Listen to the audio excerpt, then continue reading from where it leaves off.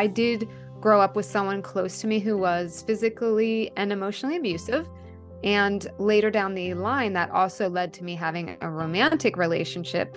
Also, my body was just taxed. My brain, my soul, I mean, we were done and Yeah. couldn't take anymore. It was Yeah. like, all right, I'm at my wit's end. I'm in the ER with, blood coming out of my ear. I mean, just crazy stuff. And I'm like, I have to have peace because I cannot do this anymore.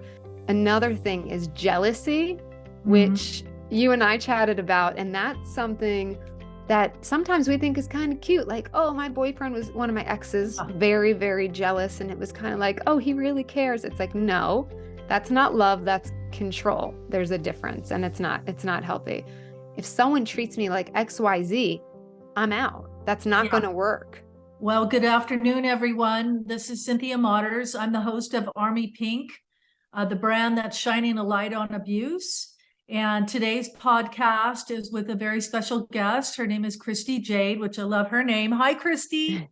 Thank you. Thank you for having me on. Yeah, thanks for making the time. So before we get started with your story, which I'm so excited about because it's a little different twist than some of the other things we've talked about. Yours is kind of bullseyeing on a very specific subject. I just want to give a little brief intro into AmP&x, and let everyone know to like and subscribe to our channel and let them know that this is a brand, it's a lifestyle brand with a mission to share stories. We think there's empowerment in that with people sharing their stories and getting learnings and takeaways, and really a tool to help victims of abuse. We have our peace pendants that we are donating $1 to Peace Over Violence to help victims escape via transportation. So we hope you support our cause. So with that, I'm just going to give a little background on Christy. She is a life coach. She specializes in narcissistic abuse recovery. She also has her own podcast titled But She Still Thrives. And I love that. And her story centers around, physical and mental abuse. And so with that, I know this is somebody very close to you, Christy, and I'll leave it to you to tell as little or as much as you want on that, because I know there's some privacy issues. But let's Yes. go ahead and talk a little bit about your story and how it led you to where you are. And again, I'll just say that I'm really excited about that because we hear that word narcissist thrown around a lot. Even for myself, I'm like, I have to Google it and say, what does that really mean? And I know in you and I speaking, you did a deep dive and you really kind of picked out what are some of the traits and some of the things that we should look out for. So I think this is going to be really helpful, and I thank you for that. So with that, I'm going to turn it over to you for a minute to tell your story and kind of what happened and got you here. Yes. And that is something I think a lot of people worry about, the whole privacy thing and just your safety, your peace. So I want to share my story, and I figured I can still share without, putting myself in any danger or any upset. So I encourage other people to do the same. And, when they are on the other side and healing and being a part of the impact as well. So I did grow up with someone close to me who was physically and emotionally abusive. And later down the line, that also led to me having a romantic relationship with someone very similar, which is very common because you are used to the chaos. You're used to the high highs and the low lows. So it's very common for people that grow up with that to then It's enter. like familiar, right? Like in Yes, a it's weird comfortable. way, it's comfortable. Like this Hmm. is what I know. This feels good to me. So I'm wondering if you could open up with kind of what led you to discovering this was a problem. What was like your aha moment? Yes. So actually, one of my friends had seen the physical part and was letting me know that was not normal, which was one of the aha moments. It still went on after that, but I had it in the back of my mind like, oh, this is not normal. I really, truly didn't know it was abuse or not normal. Sometimes when it's someone close to you, you just don't, when you're in it, you don't realize. And then later, the aha moment that really led me to actually disconnecting was I ended up in the ER due to stress that was related to this person being abusive. And that put me in the ER. And at the time I had my young daughter, and I was like, this can't go on. I need to break this cycle for myself, but also for my daughter. And that's something, kids tend to motivate us. And that, is something that happens where you don't do it for yourself, which you should. But sometimes it takes that where you're like, you know what, I want to protect my family. I want to stop this. I don't want her to think any of this is okay. And that finally led me to a rough path, because it's not easy to get out of sometimes, but very much worth it. And that's an interesting point, that like, as long as it was affecting you, like you kept taking it. But then as soon as we like have a family or a child or something, then all of a sudden, it becomes much more important to do something about it, right? It's like, it takes that sometimes. And I'm just amazed at how much we, just for ourselves, we're willing to accept. It's an interesting dynamic. Yes. And that can come from actually the trauma of being abused, because our self-esteem can be so low. We are told maybe we're worthless, or we're not valuable, or we're not good enough. So if you have that growing up, especially for years in those developmental years of your life, when the time comes to stand up for something, it might not be yourself, because you don't maybe think you're worth it, or you think maybe you did something to cause it, or it gets kind of mixed and fuzzy signals where I'm going to protect my daughter. It's mama bear, Yeah. Now, I know you said you had a friend that kind of called it out to you, which is kind of shocking too, that we need a friend to say, wait a minute, I see physical signs on you, like, and I'm telling you. But I also know that there was also someone very close to you that you shared with, and that person really didn't step up to the plate. And that must have been disappointing. And that could almost set you back even further. Like, let me just retreat, forget it. Yes. And luckily I had the strength to get over that bump. And I think that is a very difficult bump to get over. It's something I didn't really expect, that once I disconnected, I thought, mutual family or friends or whoever, some may not get it because they see one side of a person, or maybe they're an enabler. There's many ways these people can kind of have this triangulation that happens. And this particular situation, there were a couple of people that it really crushed me because not only weren't they supportive, but then I got guilt tripped on top of it. And that is something I have as an episode on my podcast, because guilt tripping, I'll probably have 20 more. It's such a big part of this, and it's sometimes unexpected. And then it's you got to really put on your armor to get through it. Yeah. And that must be so hurtful, right? Like, you're already abused, and now, you've got people kind of naysaying you. And that's just adding more fuel to this whole thing. And God, and so what's so great is you took that and became strong. Like, you stepped up to the plate. And I think you even said at one point with that person, you just said, okay, I've got to set boundaries, right? Yes. And that is part of what you have to do with the guilt. You put on your armor and you say, okay, I've got to set boundaries. Take a minute. Really, I wrote out what can help me in this situation. And I kind of wrote a list out, and I read that list. I said to this person things such as, please do not mention this other person's name to me anymore. If you do, I will not be able to have conversations with you. So I had that conversation with 2 people in my life, and I will say nothing's perfect, but it got a lot better over time.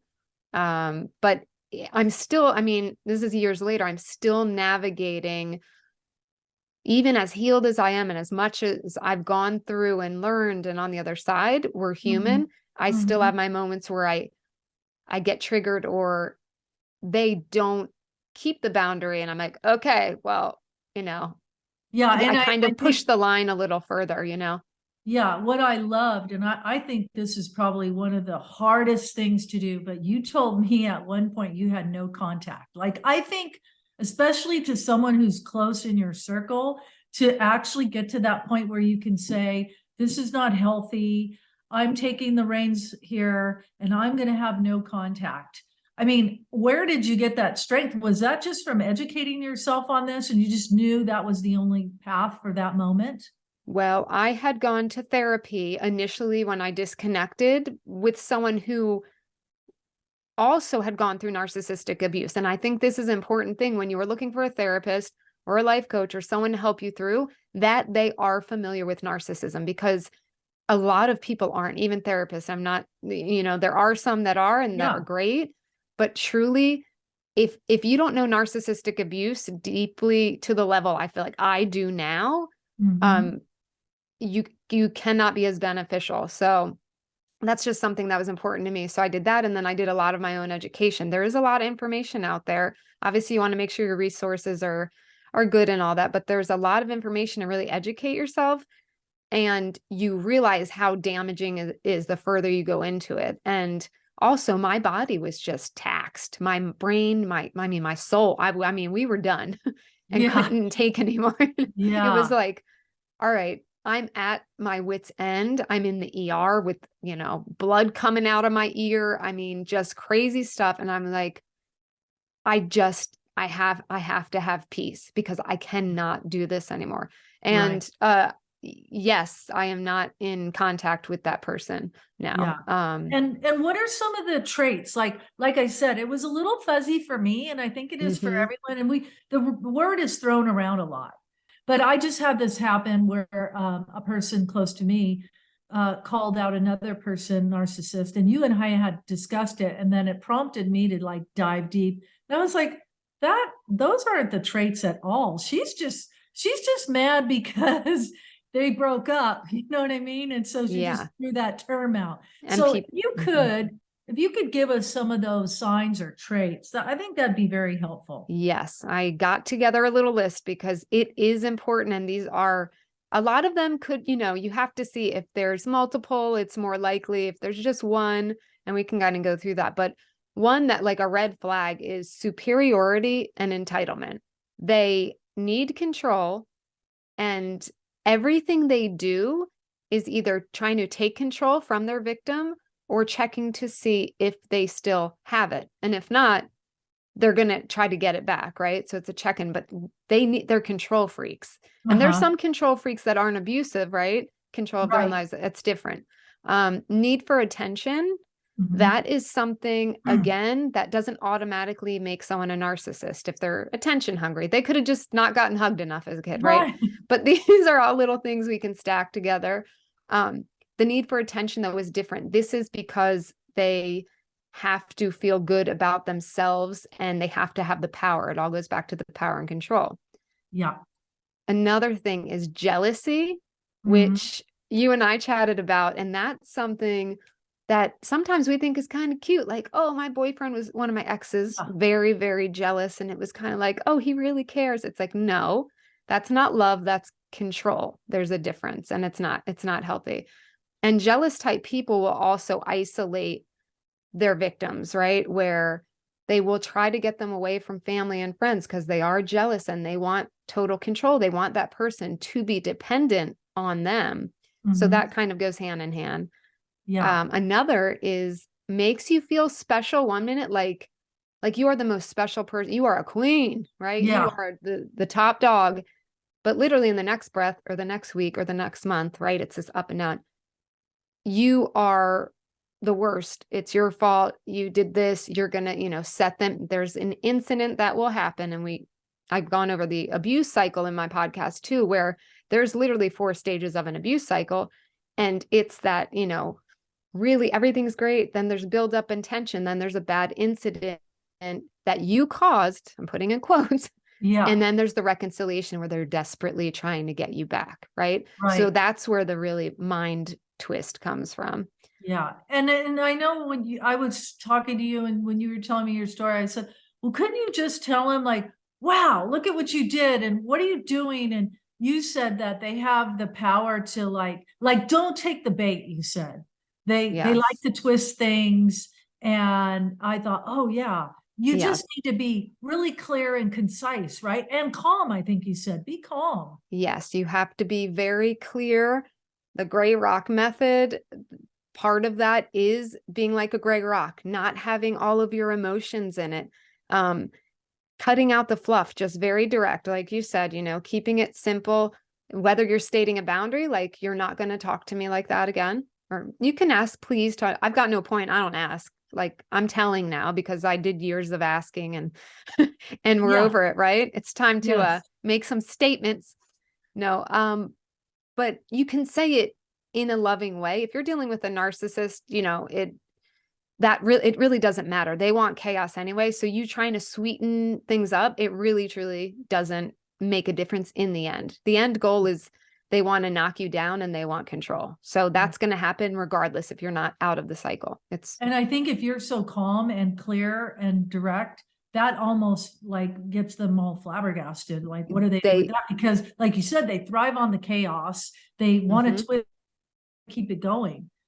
Yes. And so you have to be strong. You have to not have to have the last word, because these people they want to keep going. So if you end it, but let them feel like they have the power by saying, if they, say something, you say, okay, and you walk away. My big thing is, and it takes time to get there, but saying, I'm going to go, hang up the phone. And this is if you have to have contact, because my first thing is let's disconnect from a narcissist. There's no good reason to stay in any sort of relationship with a narcissist.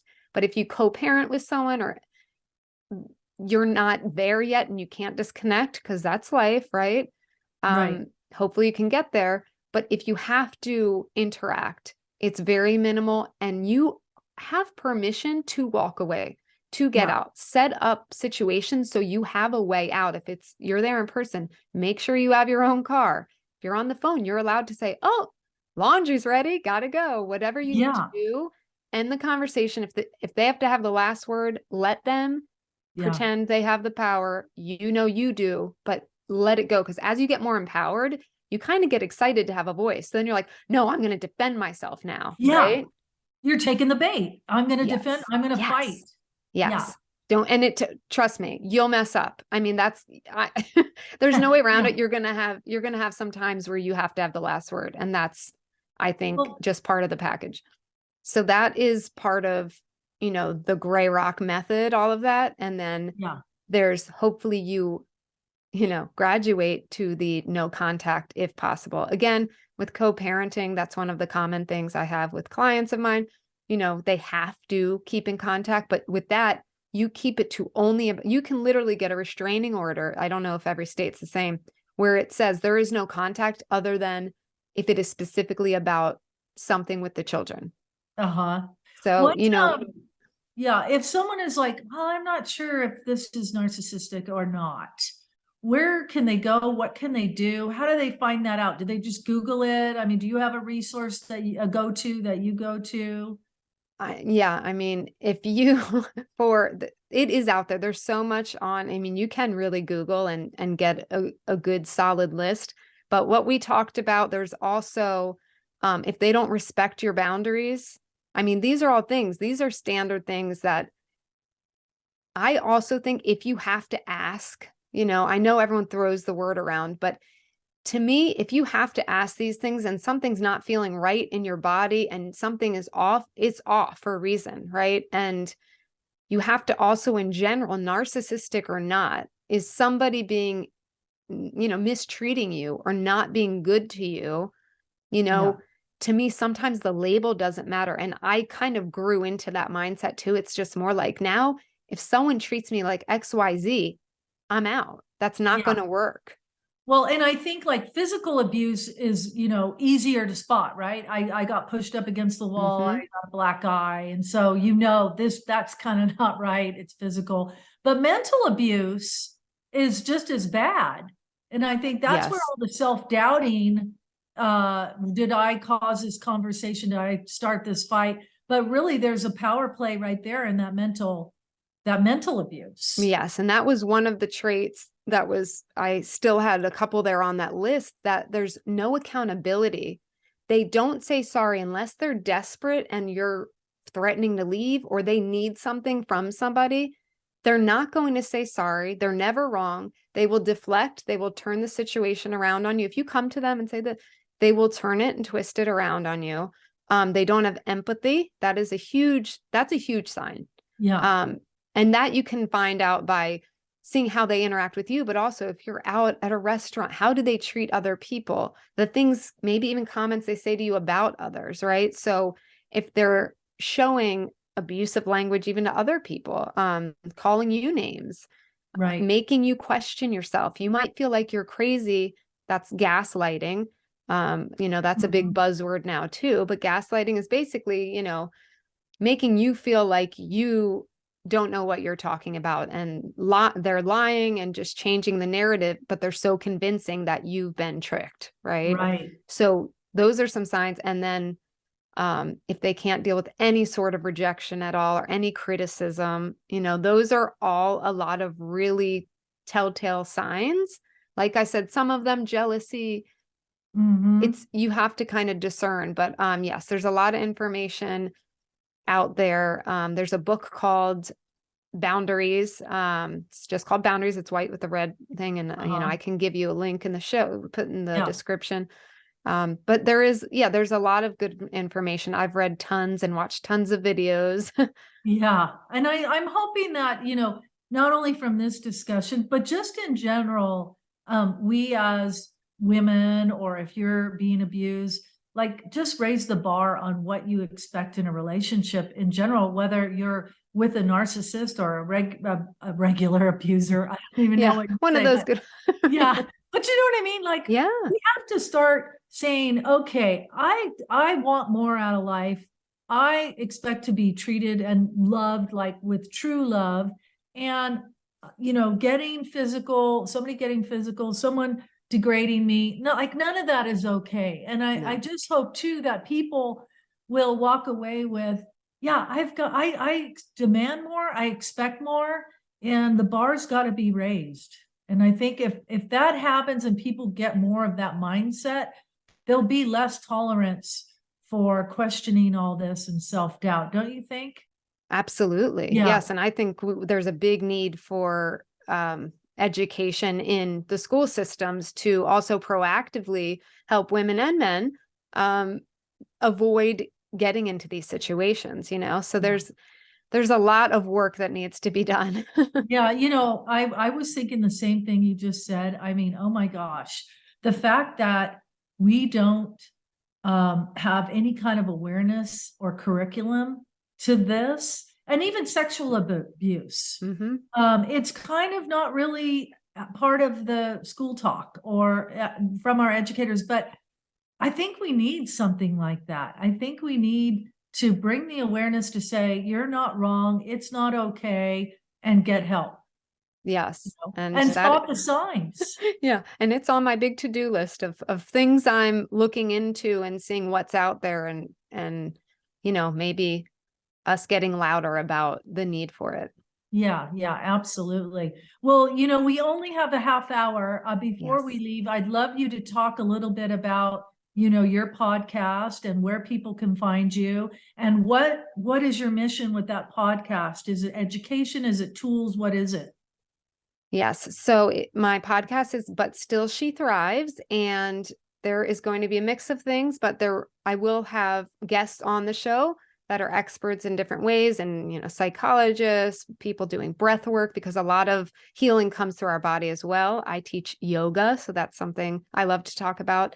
And then education on what to do in situations and methodologies, healing, all of that.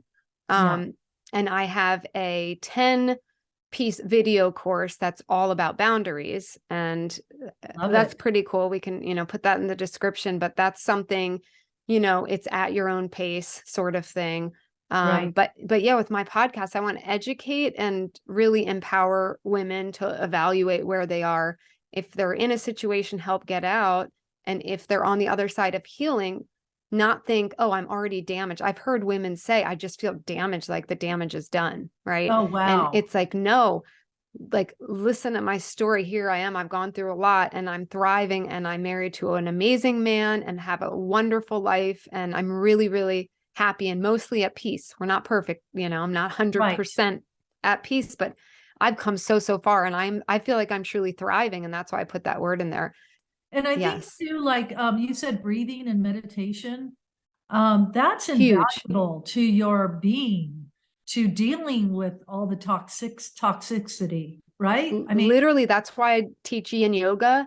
It when I first did it, I don't like slow stuff. I'm like a hip hop dancer, but I did it and I felt such release. Literally, it helps release all of the anxious and negative energy from your body. So doing things like that is really important in any healing journey. well, Christy, I think this has been really helpful. And again, I think it's a subject no one's really dove into. So I appreciate that you kind of been an expert on sharing some of the traits, things to look for. I hope people will tune into your podcast because it sounds like a real tool for somebody who needs help or needs guidance. So I want to thank you for coming on today and taking the time. And Thank you so much. And I'm so happy to be a part of it. It's, I want to just help as many people as I can. And I know how hard it is. And sometimes it can feel hopeless. So I want to help give that hope. yeah, thank you everyone for joining us. Take care. Bye. Thank you. Bye. So today I'm going to introduce my guest. It's Ruth M. Glenn, and Ruth is the president and CEO of the National Coalition Against Domestic Violence. 16 when I met my husband. We got married when I was 19. The violence commenced almost immediately. The emotional and psychological abuse were probably the most damaging to me. I know they were, actually. I thought I could make him better up to that point. Absolutely. I endured that for 13 years thinking this is going to get better, trying to figure out what I was doing wrong and all of those kinds of things that happen for victims of domestic violence. I had someone who approached me when I was about 30 who said, I think I know what's going on for you. I think it's domestic violence. If you need anything, you let me know.